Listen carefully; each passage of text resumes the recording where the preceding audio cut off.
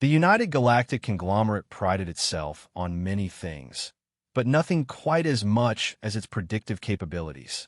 With a network spanning hundreds of advanced species across 17 galactic sectors, the UGC had refined the art of behavioral prediction to near perfection over thousands of millennia. Their psychosociological models could anticipate the developmental trajectory of emerging species with 99.998% accuracy. Their diplomatic protocols had prevented 47,392 interstellar conflicts before they even began. Their threat assessment algorithms were so precise that the last genuine surprise the conglomerate had faced was the spontaneous crystallization of the Andromeda Nebula, and that was over 6 million standard cycles ago. So when Outpost 9782 Delta, a remote monitoring station at the very edge of charted space, detected an unusual pattern of passive psionic waves emanating from an unremarkable blue-green planet, the initial response was merely scientific curiosity. The waves were unlike anything in the UGC's extensive catalog of known phenomena. They carried no discernible information, yet possessed a consistency and intensity that caused minor interference with the outpost's most sensitive equipment. Analysis requested Grand Observer Xanthara, her 12 sensory stalks quivering slightly as the data scrolled across her consciousness. "Inconclusive, Grand Observer," replied Subanalyst Vork, his exoskeleton clicking nervously as he manipulated the multidimensional display. "The waves appear intentional in their regularity, yet contain no encryption patterns we can identify. They're simultaneously complex and empty." Xanthara's primary heart pulsed in what her species recognized as mild irritation. The UGC did not tolerate mysteries, especially not at the borders of their influence. Deploy a Class 3 Stealth Observer. Standard protocols. Within 12 hours, the UGC's most advanced reconnaissance vessel had positioned itself in low orbit around the planet designated Earth. Its cloaking technology rendered it utterly undetectable by the primitive scanning systems of the local species, while its observational array could detect a single molecule of interest from thousands of kilometers away. "Source located," reported Captain Zetik after 16 minutes of scanning. "The emissions originate from a single individual of the dominant species." The display shimmered and resolved into a crisp image that left the bridge crew momentarily speechless. The source of the mysterious psionic waves was not, as they had expected, some form of advanced technology or even a communal ritual. It was simply a human male sitting alone on a wooden bench beside a small body of water. He appeared to be of average build, with short brown hair slightly tousled by the gentle breeze. His clothing was unremarkable, what the locals called business casual, and he seemed to be doing absolutely nothing except staring at the water and occasionally tossing small pieces of bread to the waterfowl that gathered nearby. "This cannot be correct," Zetik muttered, his compound eyes blinking in rapid succession. "Run a full diagnostic and rescan." The results came back identical. The psionic waves that had disrupted their sensitive equipment light years away were indeed emanating from this solitary, seemingly inactive human. "Identify the subject," ordered Xanthara, who had been patched in from Central Command. The ship's AI processed billions of data points harvested from the planet's rudimentary information networks. Subject identified as Arthur Pendleton, age 42, occupation, mid-level accounting manager. No notable achievements, no unusual genetic markers, no record of psionic training or abilities. Currently on his lunch break from work. The UGC's top analysts were baffled. They deployed every instrument and algorithm at their disposal. They mapped Arthur's neural activity, finding high levels of concentration, but in patterns unlike any they had cataloged across 10,000 species. They analyzed his physiological responses, which indicated neither stress nor excitement, merely a state of deep calm. They even examined quantum fluctuations in his cellular structure, searching for evidence of some hidden technological enhancement or interdimensional interface. Nothing explained the persistent, powerful psionic emissions that continued to radiate from him as he sat motionless, apparently just watching ducks. Initial hypothesis, stated Chief Psionics Specialist Chulara, her voice resonating through the telepathic conference link. The subject is engaged in an advanced form of combat meditation, generating a defensive psionic field or preparing for a large-scale psionic assault. Evidence, challenged tactical analyst Morv. The stability of the emissions suggests deliberate control. The lack of visible effort indicates mastery. The choice of a public location provides innocuous cover. The apparent focus on waterfowl could be a form of targeting practice or energy channeling. Moore's twin proboscises flared skeptically, or he could just be feeding ducks. With respect, analyst Morv, Chulara's mental tone hardened. No known species produces such emissions accidentally. The calm before the storm is a universal tactical principle. We would be dangerously negligent to dismiss this as harmless without further investigation. Grand observer Exanthera, whose species had evolved beyond emotional reactions eons ago, nevertheless felt something approximating concern. Deploy additional resources. I want full-spectrum analysis. And alert the Strategic Response Division, quietly. Within hours, the space above Earth contained no fewer than 7 of the UGC's most advanced vessels, all cloaked and focused intently on Arthur Pendleton, who remained on his bench by the duck pond, seemingly oblivious to the increasing scrutiny from above. The new wave of specialists included telepaths, quantobiologists, psionic strategists, and even a rare Cronus oracle whose species could perceive probable futures. They employed technologies so advanced they would have appeared supernatural to humans, scanning Arthur on levels from the subatomic to the metaphysical. The results only deepened the mystery. Arthur's biology was utterly normal for his species, perhaps slightly elevated cholesterol, but nothing that would explain the phenomenon. His brain activity showed no signs of enhancement or aberration. The psionic waves continued unabated, apparently requiring no energy expenditure whatsoever from their source. It defies all known principles of psionic physics, muttered Dr. Ephraim Schreck, the UGC's foremost authority on emergent psionic phenomena. To generate this level of output should require either immense effort or an enormously complex technological infrastructure. He shows neither strain nor augmentation. Could it be unconscious? Suggested Assistant Specialist Yara. Perhaps these humans naturally emit such waves without awareness? No, Dr. Trek shook his gelatinous head sack emphatically. We've scanned thousands of other humans. None exhibit anything remotely similar. This is unique to the subject. A minor commotion interrupted their discussion. Arthur had moved ever so slightly. He had reached into a small paper bag beside him, torn off a piece of bread, and tossed it toward a gathering of ducks. The waterfowl surged forward, squabbling over the morsel.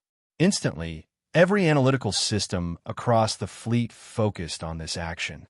The trajectory of the bread was mapped to 15 decimal places. The chemical composition of the bread was analyzed down to the molecular level. The behavioral responses of each duck were categorized and cross-referenced against all known patterns of communication and dominance displays. The bread appears to be standard wheat-based sustenance, reported nutritional analyst Grack. Slightly stale, approximately 27 hours since baking. The distribution pattern appears deliberate, noted tactical officer Vex.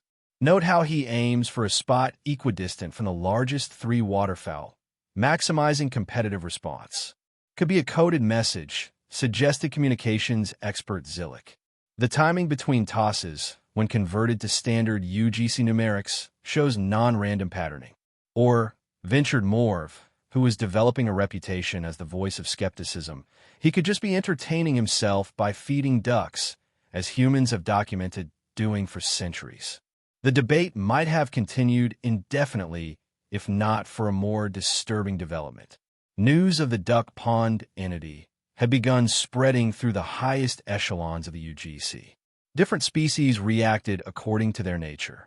The logical, algorithmic xylosians reported processing errors when attempting to model Arthur's intentions, their equivalent of severe cognitive distress. The aggressive Cthar began mobilizing defense fleets in distant sectors, just in case. The peace-loving Cylon started composing prayer harmonies for galactic salvation. Fear was spreading. Fear of an incomprehensible psionic force hiding behind an utterly mundane facade. It was the unknown that terrified them, the complete inability to categorize or predict. In a society built on knowledge and certainty, Arthur Pendleton represented a dangerous anomaly. "We must attempt communication," decided Exanthera after consulting with the Supreme Council. "A minimal, non-invasive psionic probe. If he is aware of our presence, we must know." The most skilled telepath in the fleet, a Menterid named Thelvari, whose species had evolved psionic abilities before they had developed physical technology, crafted the most delicate, respectful mental query possible. It was barely more than a whisper across the void of consciousness, designed to be perceptible only to those actively attuned to psionic frequencies. The probe made contact with Arthur's mind. For 1,000th of a second, the psionic waves emanating from Arthur spiked dramatically, before returning to their previous steady state. On the bench, Arthur frowned slightly and brushed at his temple as if bothered by an insect. The UGC observation fleet was thrown into chaos. Emergency shields activated automatically. 3 telepods suffered synaptic shock. The Cronus Oracle began keening in a frequency that shattered crystal throughout the command ship. "He sensed us," whispered Thelvari when he recovered enough to communicate. He not only detected the probe, he traced it back to its source instantly. And then, he dismissed it as insignificant. This revelation sent shockwaves through the UGC hierarchy. An entity that could perceive their most sophisticated psionic technology, trace it across vast distances, and then dismiss it as trivial represented a threat level beyond their classification system. "Could it be," suggested Dr. Shrek hesitantly, "that what we're observing is merely a passive effect? That the true extent of his capabilities is so far beyond this that what we're detecting is simply background radiation from his existence?"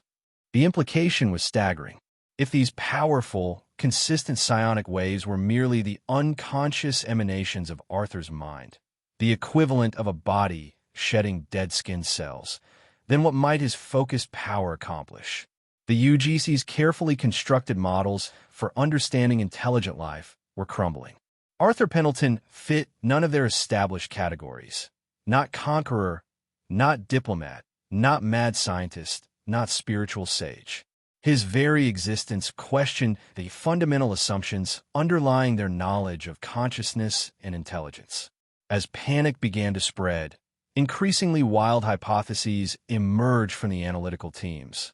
He could be a consciousness singularity, an entity existing simultaneously across multiple dimensional planes, with the human form merely serving as a simple interface with our reality.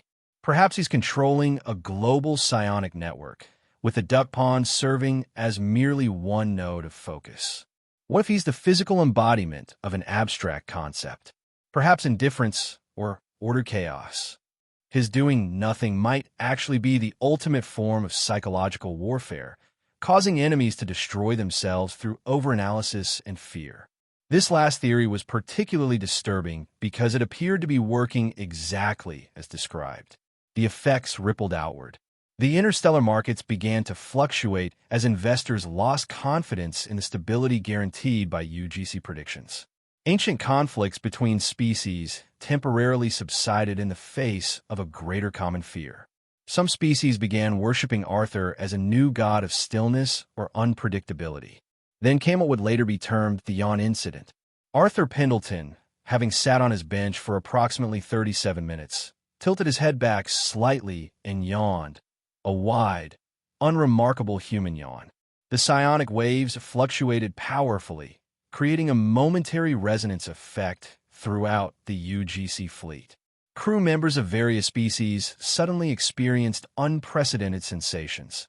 Some felt an overwhelming drowsiness, others a profound moment of confusion, still others a brief but intense contemplation of their own mortality.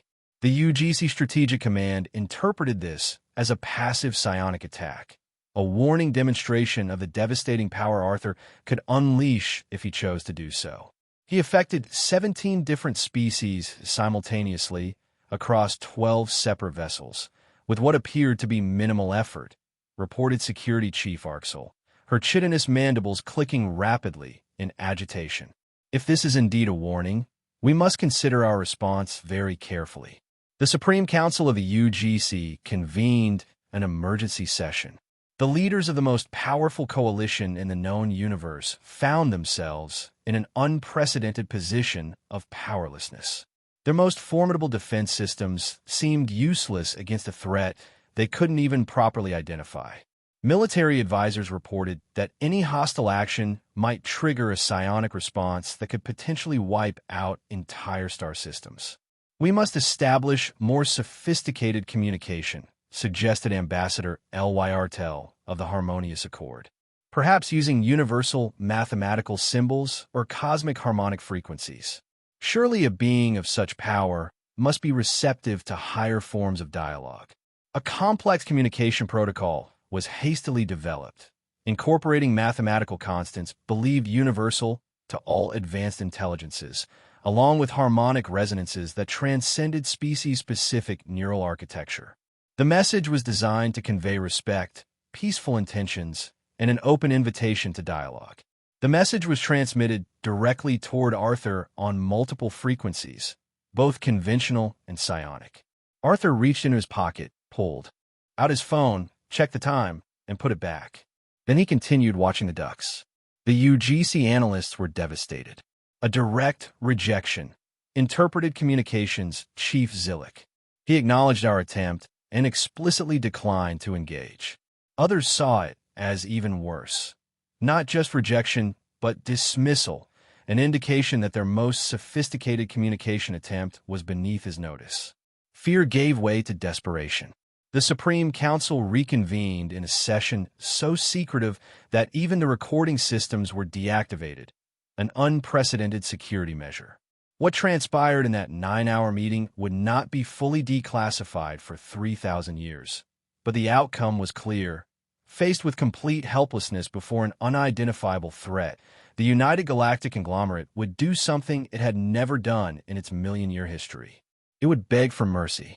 As this momentous decision was being made, a small event occurred at the duck pond. A bird flew overhead and defecated, leaving a small white stain on Arthur's jacket sleeve. Arthur sighed, pulled a tissue from his pocket, and wiped the spot clean with a slightly annoyed expression.